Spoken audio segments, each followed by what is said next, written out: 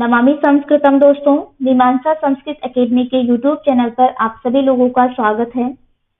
हम सुखनाशोपदेश का अध्ययन कर रहे हैं और बिना किसी विलंब के हम प्रारंभ करते हैं। कल यहाँ तक संपन्न हो चुका है। ठीक है, कल हमने पढ़ा था गुरु के उपदेश की महत्ता के विषय में, यानी कि गुरु का उपदेश किस प्रकार से हमारे लिए महत्वपूर्ण होता है।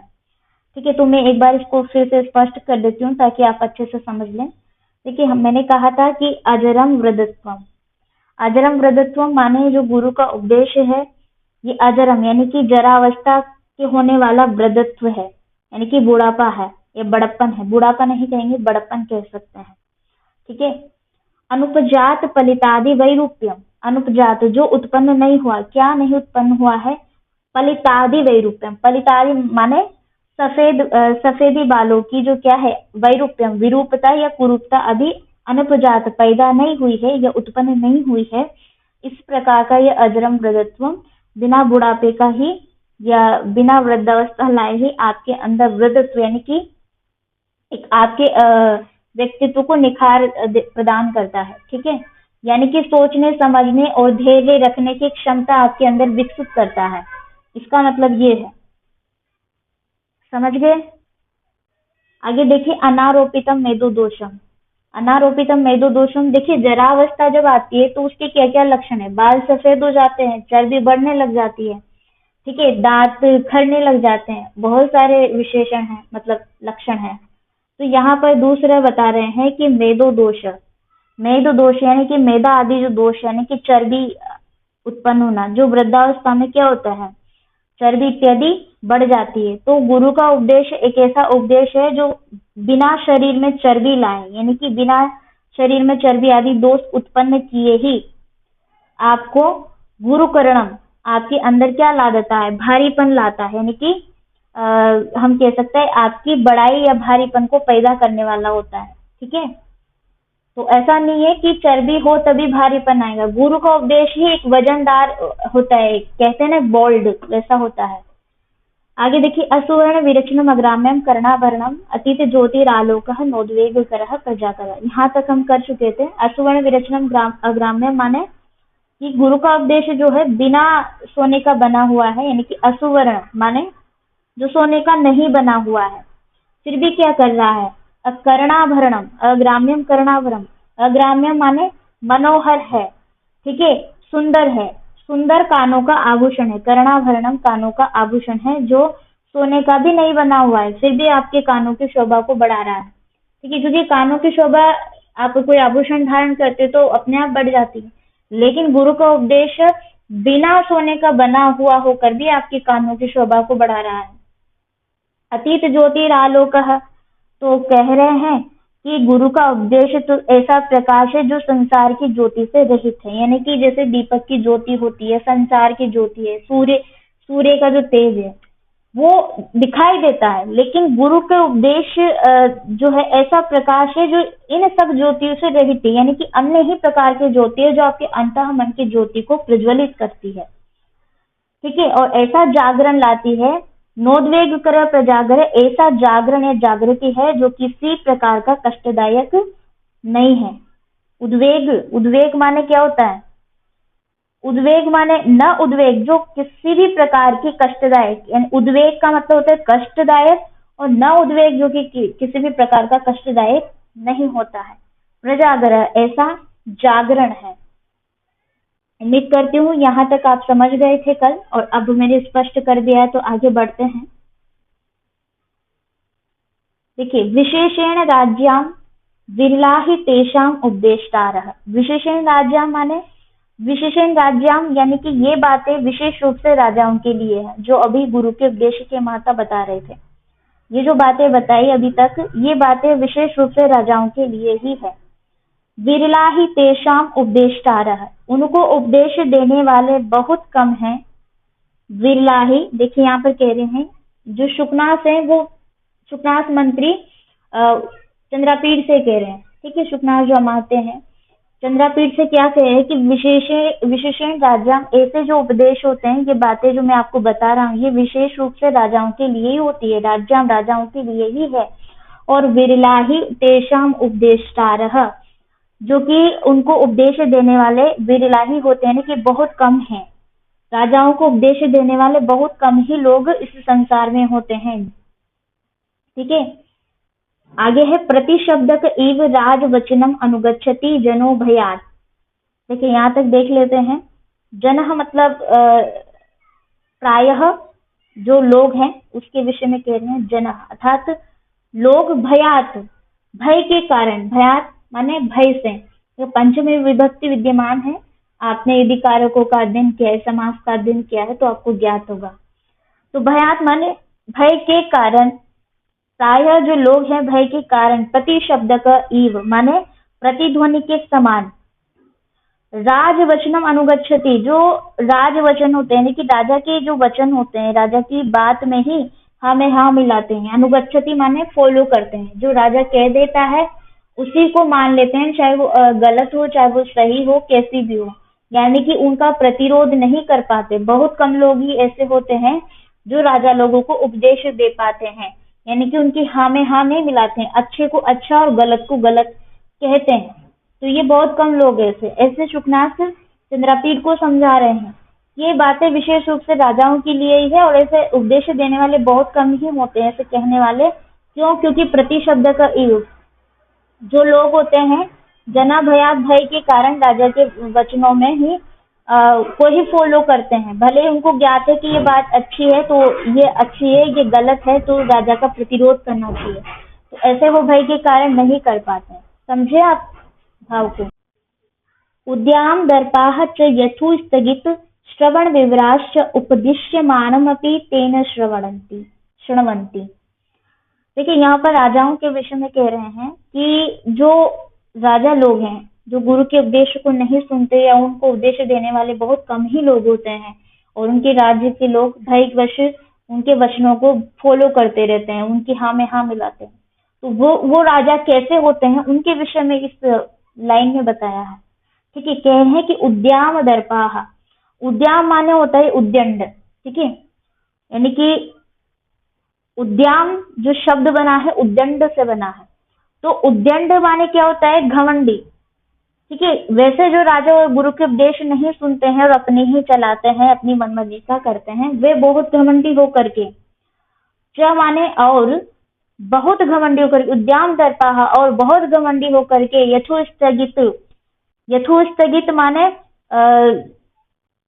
यथोस्थगित श्रवण विवरा। देखिए श्रवण माने उनके जो कर्ण है यानी कि कान, और विवरा जो कानों के छिद्र है। श्रवण विवरा कानों के छिद्र कैसे हो गए? यथोस्थगित, बंद हो गए हैं। ठीक है, मानो उनके कानों के छिद्र बंद हो गए हैं, इसलिए वो शायद गुरु का उपदेश नहीं सुनते हैं, ऐसा प्रतीत होता है। उपदेश्यमानमपि, यही कह रहे हैं आगे कि उपदेश दिए जाने पर भी, उपदेश दिए जाने पर भी तेन शृण्वन्ति, वे राजा लोग बिल्कुल भी नहीं सुनते हैं। ठीक है, ते यहाँ उन राजाओं के लिए प्रयुक्त किया है जो गुरु के वचनों को नहीं सुनते हैं, नहीं मानते हैं, और उनको उपदेश देने वाले बहुत कम लोग ही होते हैं इस संसार में। ठीक है, और जिनको पता है कि ये बात गलत है या सही है, परंतु वो राजा के भय के कारण उनको नहीं कहते हैं और उनकी हाँ में हाँ मिलाते हैं। यही तो कहा है राजवचनम अनुगच्छति, प्रतिशब्द का इव राजवचनम अनुगच्छति, राजा के वचनों को फॉलो करते हैं, प्रतिशब्द का इव यानी कि उनकी हाँ में हाँ मिलाते रहते हैं, ऐसा। ठीक है, तेन श्रवन्ति, और वे ऐसे लोग, ऐसे राजा लोग गुरु के वचनों को बिल्कुल भी नहीं सुनते हैं। ठीक है, उम्मीद करते हैं यहाँ समझ में आ गया होगा। देखिए जो चीजें आपको समझ में ना आए ना, वो आप तो कमेंट बॉक्स में कमेंट करके पूछ सकते हैं, एनी टाइम आपको आप पूछे, आपको रिप्लाई किया जाएगा। चलिए आगे बढ़ते हैं। देखिए शृण्वन्तु अपि च गज निमीलितेन अवधीर्यन्तः खेदयन्ति हितोपदेशदायिनो गुरुन्। यहाँ तक देख लेते हैं। शृण्वन्तु अपि माने सुनते हुए भी, उन राजाओं के विषय में ही कह रहे हैं शुकनाथ कि वो जो राजा लोग हैं, शृण्वन्तु अपि सुनते हुए भी, च अर्थात और सुनते हुए भी, गज निमीलितेन अवधीर्यन्तः, गज निमीलितेन माने जो गज होता है ना कि हाथी, तो हाथी की आंखें बंद किए जाने के समान, अवधीर्यन्तः अपमानित करते हुए, खेदयन्ति कष्ट पहुंचाते हैं।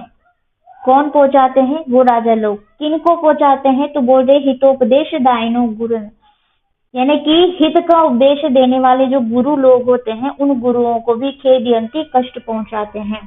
समझ रहे हैं आप बात को? देखिए पहले तो इन्होंने ये कहा है कि जो गुरु का उपदेश वो सुनते ही नहीं है एक तो, ठीक है। ऐसा क्यों नहीं सुनते हैं? मानो ऐसा उनके कानों के छिद्र बंद हो गए हो और उपदेश, कानों के छिद्र बंद हो गए और बोल रहे हैं कि उपदेश दिए जाने पर भी, उपदेश दिए जाने पर भी तेन श्रवंती, ये बिल्कुल नहीं सुनते हैं। हमने अभी लास्ट में देखा। और यहाँ कह रहे हैं कि श्रवंतो अपि, सुनते हुए भी गज निमिलिते, आंखें यानी कि बंद किए गए, गज यानी गज के समान यानी हाथी के समान, अवधीर्यंतः अपमानित करते हुए, हित उपदेश दायिनः गुरुः, गुरु हित का उपदेश देने वाले जो गुरु लोग हैं उन गुरुओं को खेदयंती ही कष्ट पहुंचाते हैं और उनका अपमान करते रहते हैं। ठीक है। अहंकार दाहज्वर मूर्छांधकारिता विह्वला ही राज प्रकृति है।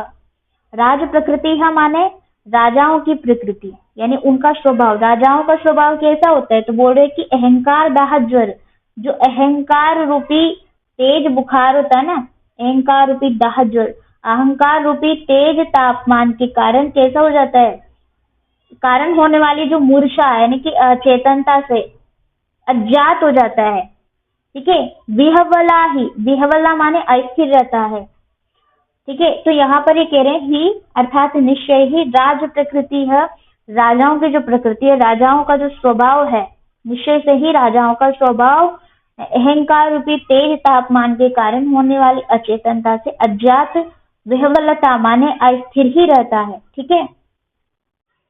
देखिए अलीक अभिमान उन्माद कारिणी धनानी राज्य विकार तंद्रा प्रदा राजलक्ष्मी है। यहाँ तक देख लेते हैं। धनानी माने धन संपत्ति के विषय में बता रहे हैं कि धन संपत्ति, अलीक, अलीक अभिमान उन्माद कारिणी, अलीक माने असत्य, अभिमान माने अहंकार और मादकता यानी कि मादकता से कारिणी भरी हुई होती है, मादकता कारी होती है। तो यहाँ क्या कह रहे हैं कि धनानी धन संपत्ति अलीक अभिमान उन्माद कारिणी कैसी होती है? असत्य, अहंकार और मादकता से भरी रहती है। ठीक है। जो धन संपत्ति होती है ना, इसकी विशेषता बता रहे हैं यहाँ पर कि धन संपत्ति क्या है? ये असत्य, अहंकार और मादकता से भरी रहती है, अर्थात जिसके पास भी आ जाती है उसी व्यक्ति को ऐसा कर देती है। आगे बता रहे राजलक्ष्मी है। राजलक्ष्मी माने वही राजयक्ष्मा यानी कि राज्य की संपत्ति या राज्य की लक्ष्मी, उसके विषय में बता रहे हैं कि राज्य विष विकार तंद्रा प्रदा, यानी कि राज्य की लक्ष्मी कैसी होती है? राज्य विष विकार तंद्रा प्रदा माने राज्य रूपी विष के विकार से उत्पन्न होने वाली, तंद्रा माने आलस्य को, प्रदा है ना, प्रदान करने वाली होती है, देने वाली होती है। तो राजलक्ष्मी अर्थात राज्य की लक्ष्मी राज्य रूपी जहर के यानी कि विष के विकार से उत्पन्न होने वाले आलस्य को देने वाली होती है, प्रदान करने वाली होती है। ठीक है। माने राज्य को प्राप्त करके व्यक्ति कैसा हो जाता है? आलसी हो जाता है, आलसी बन जाता है।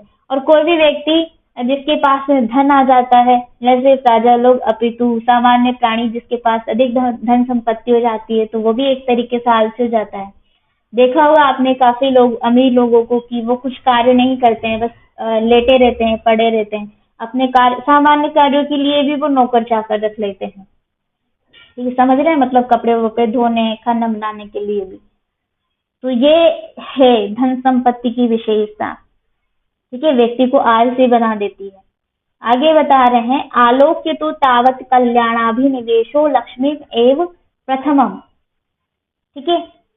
आलोक्य तो तावत, तावत माने तब तक, कल्याण अभिनिवेशी कल्याण की इच्छा रखने वाले, कल्याण की इच्छा रखने वाले आप, उनके विषय में बता रहे हैं चंद्रापीठ के विषय में शुकनाथ की तावत माने तब तक, तब तक कल्याण अभिनिवेश, कल्याण अभिनिवेश अर्थात कल्याण की इच्छा रखने वाले जो आप हैं, यानी कि चंद्रापीठ को संबोधित कर रहे हैं कि कल्याण की इच्छा रखने वाले आप प्रथमम माने सबसे पहले, प्रथम सबसे पहले लक्ष्मीम एव आलोक्यतु, लक्ष्मीमेव आलोक्यतु। लक्ष्मीमेव आलोक्यतु माने लक्ष्मी को ही देख लो, यानी कि लक्ष्मी को ही देख लो कि लक्ष्मी कैसी होती है, इसकी क्या विशेषताएं होती है। वो शुकनाथ जो है चंद्रपीड़ को सावधान कर देना चाह रहे हैं। कैसे सावधान कर देना चाह रहे? अभी तक जो हमने उपदेश पढ़ा है शुकनाथ का, उसमें उन्होंने पहले तो बताया कि युवावस्था कैसी होती है। युवावस्था अहंकार को उत्पन्न करने वाली होती है, ठीक है। फिर गुरु के उपदेश की महत्ता बताए और बहुत सारी चीजें बताई। आज हमने पढ़ा लक्ष्मी की विशेषताओं के बारे में, यानी कि लक्ष्मी के कैसे लक्षण होते हैं। तो वो बोल रहे हैं चंद्रापीड़ को कि यदि तुम कल्याण की इच्छा रखने वाले, कल्याण अभिनिवेश मतलब यदि तुम कल्याण की इच्छा रखने वाले हो, यानी कि आप कल्याण की इच्छा रखने वाले हैं, तो प्रथमम सर्वप्रथम तो क्या करिए, लक्ष्मी एव, लक्ष्मी में आलोकित, यानी कि इस लक्ष्मी को ही देख लो। अब लक्ष्मी के विषय में क्या दिखा रहे हैं, क्या बता रहे हैं, देखिए इयं ही सुबट्ट खड़ग मंडलोत्पल विभ्रम भ्रमरे लक्ष्मी क्षीर सागरात। यहाँ तक देख लेते हैं। पहले लक्ष्मी के विषय में बता रहे हैं शुकनाथ, क्योंकि वो उन्होंने अभी कहा था, क्या कहा था कि कल्याण की इच्छा रखने वाले तुम, अर्थात चंद्रापीठ कल्याण की इच्छा रखने वाले तुम सर्वप्रथम तो इस लक्ष्मी को ही देख लो कि कैसी है। तो वो लक्ष्मी कैसी है वो यही बता रहे हैं, ये कह करके इयं ही लक्ष्मी है, निश्चय से ही यह लक्ष्मी कैसी है, सुबट्ट खड़ग, सुबट्ट माने होता है योद्धा, और खड़ग जो योद्धाओं की तलवार है, खड़ग होता है तलवार, तो योद्धाओं की तलवारों रूपी मंडलोत्पल, उत्पल के बाद में यहाँ एक शब्द छूट गया है, लिख लीजिएगा, वन, उत्पल वन विभ्रम भ्रमरी, ऐसा है, ठीक है। तो एक बार फिर से देखिए, सुबट्ट खड़ग मंडल उत्पल वन विभ्रम भ्रमरी, अर्थात योद्धाओं के तलवारों रूपी, उत्पल माने कमलों के वन में, उत्पल वन कमलों के वन में भ्रमण करने वाली, मंडल भ्रमण करने वाली, भ्रमरी, विभ्रम मतलब भ्रमण करने वाली, भ्रमरी यानी कि भ्रमरी के समान है। तो कहने का तात्पर्य क्या है कि लक्ष्मी निश्चय रूप से, निश्चय ही लक्ष्मी जो है योद्धाओं की छाया में निवास करने वाली है। योद्धाओं की छाया में क्यों निवास करने वाली है? क्योंकि यहाँ योद्धाओं के विषय में कहा गया है कि सुबट्ट खड़ग, ये जो योद्धाओं की तलवारों रूपी जो कमल है, उस कमलों के वन में वो भ्रमण करने वाली भ्रमर के समान होती है, यानी कि उन्हीं की छत्र छाया में पलती है, उन योद्धाओं की छाया में वो रहती है, ठीक है। आगे है पारिजात पल्लवेभ्यो रागम, तो वो बता रहे हैं कि ये जो लक्ष्मी है इसकी विशेषता बता रहे हैं लक्ष्मी की, कि पारिजात पल्लवेभ्यो रागम, पारिजात नामक एक वृक्ष है, आपको पता होगा। तो पारिजात नामक वृक्ष के पल्लव्योभ्यो, पल्लों यानी वृक्ष के पत्तों से, रागम राग को यानी कि आसक्ति को, द्वितीय विभक्ति एकवचन है, तो आसक्ति को, राग को, इंदु शक्लाद एकांत वक्रताम, इंदु का मतलब होता है चंद्रमा, ठीक है। तो चंद्रमा के विषय में कह रहे हैं कि इंदु शक्लाद, चंद्रमा की जो कला है, चंद्रमा की कला से, इंदु शक्लाद यहाँ पंचमी विभक्ति एकवचन है, इंदु शक्लाद अर्थात चंद्रमा की कला से, एकांत वक्रताम, एकांत वक्रता माने एकमात्र तिरछेपन, यानी वक्रता माने तिरछेपन को ग्रहण किया है, ठीक है, ऐसा हम कह सकते हैं। यहाँ लक्ष्मी के विषय में बता रहे हैं कि ये जो लक्ष्मी है क्षीर सागर से उत्पन्न हुई है और ये योद्धाओं की छत्र छाया में निवास करने वाली होती है। पारिजात पल्लव्योभ्यो रागम, और पारिजात के पल्लवों से इसने यानी पत्तों से क्या कर लिया है, राग को ग्रहण कर लिया है। और इंदु शक्लाद एकांत वक्रता, इंदु शक्लाद माने इंदु यानी चंद्रमा की जो कलाएं हैं, उन चंद्रमा की कलाओं से इसने एकांत वक्रता, एकमात्र वक्रता को ही ग्रहण किया, यानी कि जैसे चंद्रमा में और भी विशेषताएं होती है कि चमक होती है, नहीं ठंडक या शीतलता प्रदान करना, तो इसने औरों को ग्रहण न करके सिर्फ वक्रता को अर्थात टेढ़ेपन, तिरछेपन को ग्रहण किया है। आगे कह रहे हैं कि उच्चैः श्रवस चंचलताम, उच्चैः श्रवस चंचलताम, उच्चैः श्रवस, श्रवस नामक घोड़ा आपने सुना होगा, उच्चैः श्रवा नामक अश्व, ठीक है। तो उच्चैः श्रवस माने उच्चैः श्रवा नामक घोड़े से चंचलता, इसने चंचलता को ग्रहण कर लिया है। आपको ज्ञात होगा कि जो उच्च श्रवा नामक घोड़ा है, ये अपने मन की गति से भी तेज दौड़ने वाला होता है। यानी कि हमारा मन सबसे अधिक गति करता है, यानी कि दसों दिशाओं में भटकता फिरता है, यानी कि हमारा मन सबसे अधिक गति करता है। लेकिन मन से भी अधिक गति करने वाला चंचल कौन है?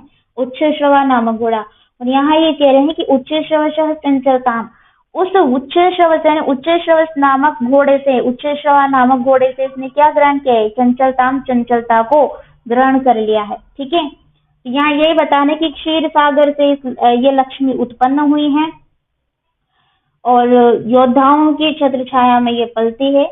पारिजात पल्लवी रागम, पारिजात के पत्तों से इसने राग को ग्रहण किया है। इंदु शक्लाद एकांत वक्रता, चंद्रमा की जो कलाएं हैं, ठीक है, उन चंद्रमा की कला से एकमात्र तिरछेपन को, चंद्रमा की कला से इसने एकमात्र तिरछेपन को प्राप्त किया है। उच्चैः श्रवस चंचलता, उच्च श्रवा नाम के घोड़े से चंचलता को ग्रहण कर लिया है। ठीक है, आगे बढ़ते हैं। देखिए, कालकूटान मोहन शक्ति मदिरायाः मदम कौस्तुभ मणि नैष्ठुर्यम इत्येतानि।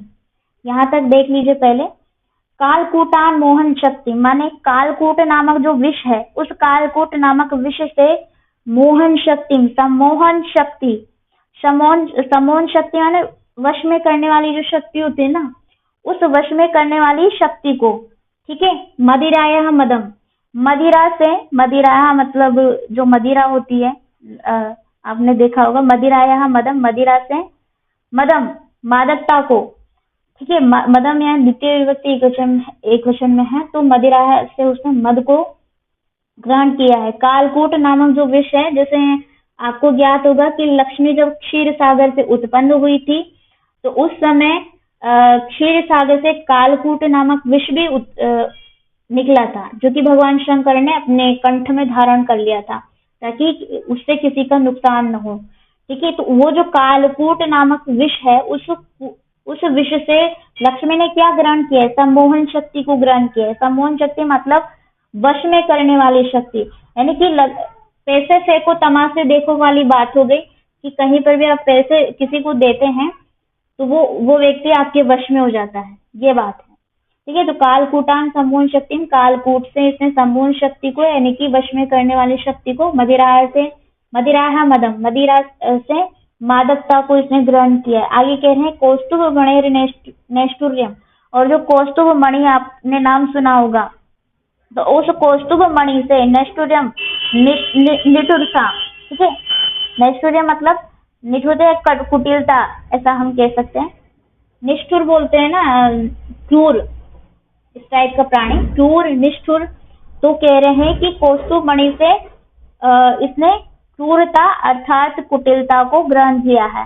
ठीक है, इत्येतानि और इति एतानि, इस प्रकार से एतानि, इन सहवास परिचय वशाद विरह विनोद चिन्नानि ग्रहित्वोद्गता।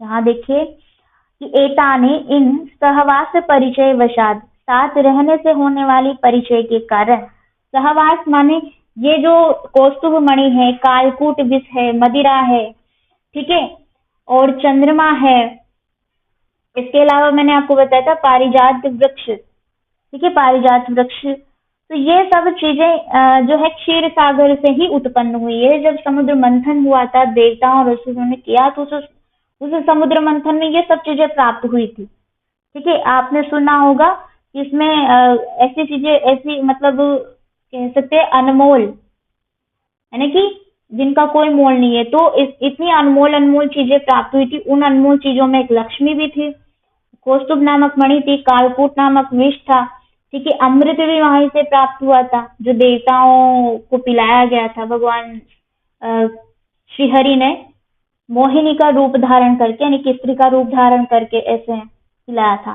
ठीक है, तो ये तो एक पूरी स्टोरी है, आपने सुनी होगी, नहीं सुनी है तो आपको मिल ही जाएगी कहीं कहीं। अभी सिर्फ यहाँ ध्यान दीजिए कि ये जो चीजें हैं, इनके साथ में सहवास वो रही है, लक्ष्मी इन सब चीजों के साथ में रही है। तो वही कह रहे हैं कि सहवास से परिचय वशात, साथ में रहने से होने वाले परिचय के कारण, क्योंकि जैसे मान लीजिए बहन भाई एक घर में रहते हैं, ठीक है, वो एक ही माँ से उत्पन्न हुए हैं, एक ही माँ से उत्पन्न हुए, तो अवश्य उनका परिचय रहेगा। सहवास मतलब साथ में निवास कर रहे हैं, ऐसे ही लक्ष्मी, कौस्तुभमणि, कालकूट विष, ठीक है, पारिजात वृक्ष और चंद्रमा, ये सब सहवास हैं, यानी भाई बहन ही हैं। परंतु फिर भी इस लक्ष्मी ने उनसे क्या ग्रहण किया है, तो बोल रहे हैं कि सहवास परिचय वशात साथ रहने से होने वाली परिचय के कारण, ठीक है, विरह विनोद चिन्हानि, उसने अलग होने पर इन मनोरंजन के चिन्हों को लेकर ही मानो उद्गता, ग्रहितोद्गता, उद्गता माने वहां से बाहर आई है, ठीक है, ग्रहितोद्गता, इनको ग्रहित मतलब इनको लेकर के, और उद्गता बाहर निकली है। तो लक्ष्मी के विषय में क्या कर रहे हैं कि ये भले ही इन सबके साथ में रही है, लेकिन लक्ष्मी ने इनसे गुणों को ग्रहण नहीं किया है। अभी तो बोल रहे हैं कि विरह विनोद चिन्हानि, माने उनसे अलग होने पर, विरह मैंने कि अलग हो जाने पर क्या ग्रहण किया है, मनोरंजन के चिन्हों को लेकर ही, या उनको ग्रहण करके, ग्रहित मतलब ग्रहण करके ही उद्गता ये उत्पन्न हुई है या बाहर निकली है, ठीक है। ठीक है, न ह्यो विदम अपरिचितम इह जगति किंचिदस्ति यथेयम अनाद्या।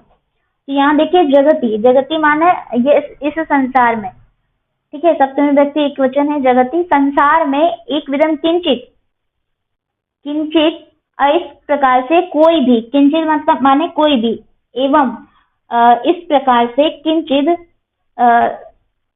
एवं विदम, विदम यानी कि इस प्रकार से, किंचित कोई भी, अपरिचितम इह, अपरिचितम इह माने यह जो लक्ष्मी है इससे, अपरिचितम इह अपरिचित नहीं है, न इह इस लक्ष्मी से, इह माने इससे, अपरिचितम न अस्ति, ठीक है, न अस्ति यानी कि अपरिचित नहीं है, यथेयम अनार्य, तो यथा यम अनार्य माने ये जो अनार्य लक्ष्मी है, जैसी ये दुष्टा लक्ष्मी है, इससे इस संसार में कोई भी व्यक्ति परिचित नहीं है, अर्थात मतलब बच्चे से लेकर वृद्ध तक सब इस लक्ष्मी से परिचित है, यानी कि कोई भी परिचित नहीं है, सब इसको अच्छे से जानते हैं कि ये कैसी है, ठीक है।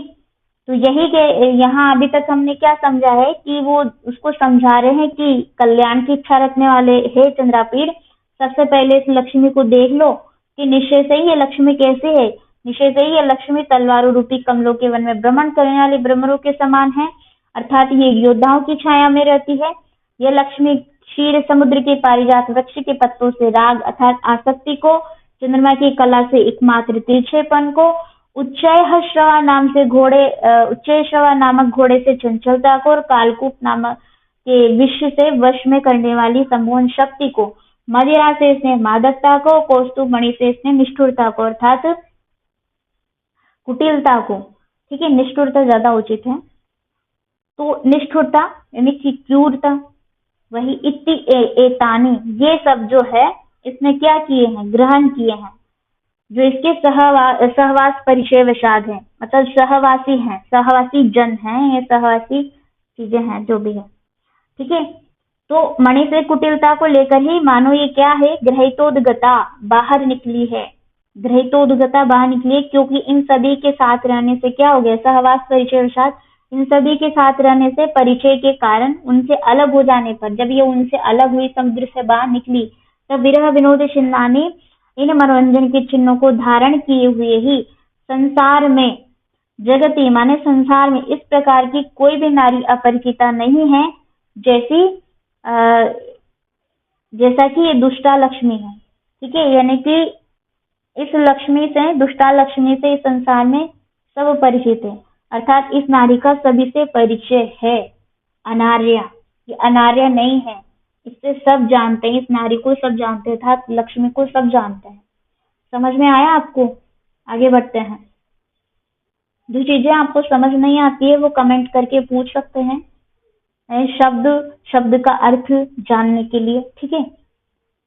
आगे देखिए, लब्धापि खलु दुखेन परिपाल्यते, लब्धा भी मतलब लब्धा अपि प्राप्त कर लेने पर भी, बोल रहे हैं कि ये लक्ष्मी लब्ध हो जाने पर भी, यानी कि प्राप्त हो जाने पर भी, खलु निशेन दुखेन परिपाल्यते, दुखेन माने दुख से या कठिनता से, परिपाल्यते पालित की जाती है, यानी कि ये रखी जाती है। देखिए, भले ही हाथ में धन आ जाए हमारे पास में, लेकिन वो किसी न किसी कार्य में उठ ही जाता है, यानी कि हम उसको अपने पास रख ही नहीं पाते हैं। परिपाल्यते का मतलब ये है कि अपने पास एकत्रित करके रख नहीं पाते हैं, तो और रखते हैं तो दुखेन, दुख से पाली जाती है। बोल रहे हैं कि दुखेन यानी कि घर में ग्रह क्लेश होते रहते हैं। ऐसा बोलते हैं ना कि जिसके पास धन है उससे लेने के लिए, देने के लिए, ये सब कुछ क्लेश होता रहता है। मतलब जो भी रखता है वो दुख से पालता है। जहाँ जिसके घर में लक्ष्मी है वहाँ वहाँ सबको पता है तो चोर वहां ज्यादा जाएंगे। किसी को पता है कि व्यक्ति अमीर है, इसके यहाँ पर ज्यादा धन दौलत है, तो परिपाल लेते हैं। मतलब उसके यहाँ दुख भी है कि भाई कहीं से चोर ना जाए, धन संपत्ति ना ले जाए। मतलब संपत्ति तो ठीक है, धन यहाँ से चुरा के ना ले जाए, तो जेवर वगैरह। तो वही कह रहे हैं कि लब्धापि खलु, जो कोई भी इसको प्राप्त कर लेता है, प्राप्त कर लिए जाने पर भी खलु निश्चय से दुखेन परिपालित, दुख से पाली जाती है। समझे? आगे देखिए, दृढ़ गुण संधान निस्पंदी कृतापि नश्यति। देखिए, दृढ़ गुण संधान निस्पंदी कृता अपि माने मजबूत, दृढ़ का मतलब होता है मजबूत रस्सियों से, संधान बांध दिए जाने पर भी, निश्चल करने पर भी, बांध कर निश्चल करने पर भी, अथवा उच्च गुणों के बंधन से स्थिर कर देने पर भी ये लक्ष्मी क्या है? नश्यति, चली जाती है, छोड़कर चली जाती है। ठीक है, दुख से पाली जाती है और मजबूत रस्सियों से बांधकर निश्चल करने पर भी, अर्थात उच्च गुणों के बंधन से स्थिर कर लेने पर भी ये लक्ष्मी जो है चली जाती है। यहाँ इस पंक्ति का तात्पर्य ये है, मैं आपको समझा देती हूँ। देखिए, लक्ष्मी मिल गई पर दुख से पाली जा रही है, और जब आप उस लक्ष्मी को प्राप्त कर लिए तो आप उसको तालों में रख रहे हैं। ठीक है, दृढ़ गुण संधान का मतलब है कि तालों में, यानी कि रस्सियों में बांध कर रख रहे हैं, निश्चय रूप से रस्सियों में बांध कर रख रहे हैं, निश्चय रूप से, या फिर आप अपने गुणों से बांध कर रख रहे हैं। गुण माने कि जैसे आप में पढ़ाने का गुण है, या फिर आप में सिलाई करने का गुण है, या फिर आप कोई बिजनेस कर रहे हैं, तो इस प्रकार की आप में क्वालिटी है, फिर भी आप पैसे कमाते हुए भी, प्राप्त करते हुए भी ये पैसे आपसे दूर चले जा रहे हैं। मतलब ये लक्ष्मी आपसे दूर चली जा रही है, नश्यति, वो चली जा रही है, ऐसा कह रहे हैं। ठीक है, चली जाती है, नष्ट हो जाती है। देखिए, उद्दाम दर्प भट्ट सहस्त्रोल्लासिता अशीलता पंजर विद्रता अपि अपक्रामती। ठीक है, तो उद्दाम दर्प भट्ट मतलब जो घमंड, मैंने आपको बताया था उद्दाम, उद्दंडता से बना हुआ शब्द है उद्दाम। तो अत्यधिक घमंड वाले जो सहस्त्र उल्लासिता, हजारों जो योद्धा हैं, ठीक है, सहस्त्र उल्लासिता, अशीलता माने हजारों योद्धाओं के द्वारा, अशीलता पंजर विद्रता अपि उठाए जाने पर भी, हजारों योद्धाओं के द्वारा उठाई गई तलवारों रूपी जो पिंजर है, उन पिंजरों में बंद की तलवारें जो जिसमें रखी जाती है ना, उन पिंजरों में, तो बोल रहे हैं कि हजारों योद्धाओं के द्वारा उठाई गई जो तलवारें हैं, उन तलवारों रूपी पिंजरों में बंद की जाने पर भी ये लक्ष्मी क्या करती है? अपक्रामती माने बचकर चली जाती है। यानी कि लक्ष्मी किसी के पास नहीं रहती है, नहीं रुकती है।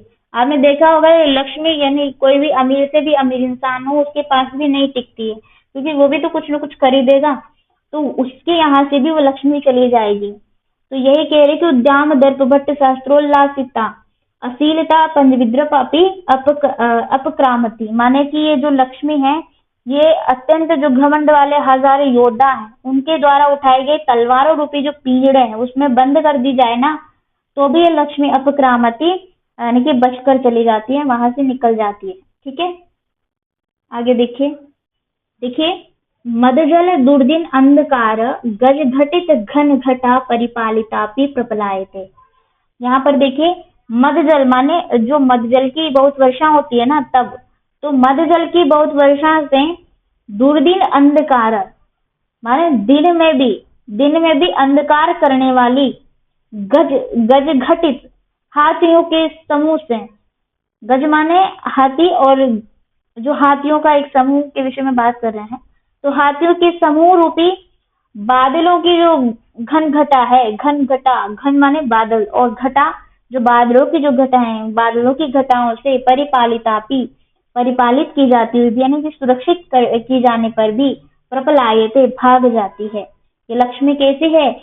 ये लक्ष्मी मद जल दुर्दिन अंधकार गजघटित घटा परिपालिता अपि, ऐसी है कि मद जल की जो बहुत वर्षा होती है तो उस वर्षा से भी दिन में भी अंधकार करने वाले हाथियों के समूह रूपी बादलों की घटाओं से सुरक्षित कर लेने पर भी ये प्रपलायते भाग जाती है। ठीक है, बादलों की घटाओं से यानी कि दिन में भी जो एक क्या करती है, अंधकार उत्पन्न करने वाले हाथियों के समूह की भांति बादलों की घटाओं से सुरक्षित किए जाने पर भी ये प्रपलायते भागी जाती है। ठीक है, तो यहाँ पर कहने का तात्पर्य है कि ये जो लक्ष्मी है ये अस्थिर है। इसकी अस्थिरता के विषय में शुकनाथ चंद्रापीठ को कह रहे हैं कि ये लक्ष्मी की अस्थिरता के अनेक उदाहरण यहाँ दिए हैं कि इस लक्ष्मी को चाहे मजबूत रस्सियों से बांध लिया जाए या उच्च गुणों से इसे रखा जाए तो भी ये नहीं रुकती है। हजारों योद्धा भी इसकी रक्षा करे तो भी ये चली जाती है और मद जल की वर्षा करने वाले भी नहीं रोकी जाती है या नहीं रोकी जा सकती है। ठीक है, आगे देखिए, न परिचयम रक्षति न अभिजनम इक्षते न रूपम आलोक्यते न कुल क्रमम अनुवर्तते न शीलम पश्यति। माने न परिचयम रक्षति, तो ये लक्ष्मी जो क्या है, न तो परिचय की रक्षा करती है यानी कि इससे सभी परिचित है। जैसा हमने पूर्व में जाना है कि जगति इयम लक्ष्मी है, यानी कि जगत में इस लक्ष्मी से क्या है, परंतु ये हमारे परिचय की भी रक्षा नहीं करती है। तात्पर्य यह है कि जैसे मान लो कोई हमारा परिचित है, दोस्त है, तो कोई हम उसके काम आते हैं कि नहीं आते हैं, मतलब उसकी रक्षा भी करते हैं। तो वही कह रहे हैं कि न परिचय में रक्षती, भले ही इस लक्ष्मी से सब परिचित है परंतु ये फिर भी किसी की भी रक्षा नहीं करती है। न अभिजनम इक्षते, इक्षते माने होता है दोस्तों देखना, और न अभिजनम, अभिजन का मतलब होता है कुलीजन। ठीक है, अभिजन माने कुलीजन यानी कि कुलीन जो व्यक्ति है, तो कुलीन व्यक्ति पर भी ये ध्यान नहीं देती। न इक्षते, नहीं देखती है, कुलीन व्यक्ति को भी नहीं देखती है। न रूपम आलोक्यते, और यही कह रहे हैं न रूपम आलोक्यते, न सुंदर रूप को देखती है, इसका मतलब है आलोक्यते। इक्षते का मतलब है ध्यान देना और उसकी तरफ, मतलब ज्यादा ये न इक्षते, उसकी तरफ आकृष्ट नहीं होती है। न रूपम आलोक्य को देखती है, न कुल क्रमम अनुवर्तते, कुल क्रमम माने ये वंश परंपरा के अनुसार भी नहीं चलती है। जो ये लक्ष्मी है ये वंश परंपरा के अनुसार भी नहीं चलती है, न वंश परंपरा के अनुसार चलती है, न शीलम पश्यति, और न ये किसी के शील को देखती है, था सदाचार को भी नहीं देखती, चाहे वो व्यक्ति कितना सदाचारी हो। तो वही बताने कि ये जो लक्ष्मी है किसी के परिचय की रक्षा नहीं करती है, कुलीन व्यक्ति पर भी ध्यान नहीं देती है, न सुंदर रूप को देखती है और न वंश परंपरा के अनुसार चलती है। समझ गए? देखिए, न वैदग्ध्यम गणयति न श्रुतम आकर्ण्यति न धर्मम अनुरुध्यते न त्यागम आद्रियते। यहाँ तक देख लेते हैं। न वैदग्ध्यम गणयति, वैदग्ध्यम माने ये जो निपुणता है, वैदकता, उसको भी नहीं गिनती है। गणती मतलब गणयति माने नहीं, गणयति माने तो तय गिनना, और न नहीं गिनती है। तो वही कह रहे हैं कि न वैदग्ध्यम गणयति, न निपुणता को कुछ समझती है, गिनती है, न श्रुतम आकर्ण्यति, बोल रहे हैं कि न शास्त्र की बातों को सुनती है। जो शास्त्री लोग हैं, शास्त्र का अध्ययन किए हुए हैं, उनकी बातों को भी ये नहीं सुनती है। न धर्मम अनुरुध्यते, तो बोल रहे हैं कि न तो ये धर्म का अनुरोध करती है, मतलब ये धर्म का अनुरोध स्वीकार नहीं करती है, ऐसा बोल रहे हैं। न धर्मम अनुरुध्यते, न धर्म का अनुरोध स्वीकार करती है, न त्यागम आद्रियते, माने न त्याग का आदर करती है, आद्रियते माने आदर करती है, और न आद्रियते माने नहीं करती है। ठीक है, न विशेषज्ञताम विचार्यति, न विशेषज्ञताम, न किसी की विशिष्टता पर ये विचार करती है।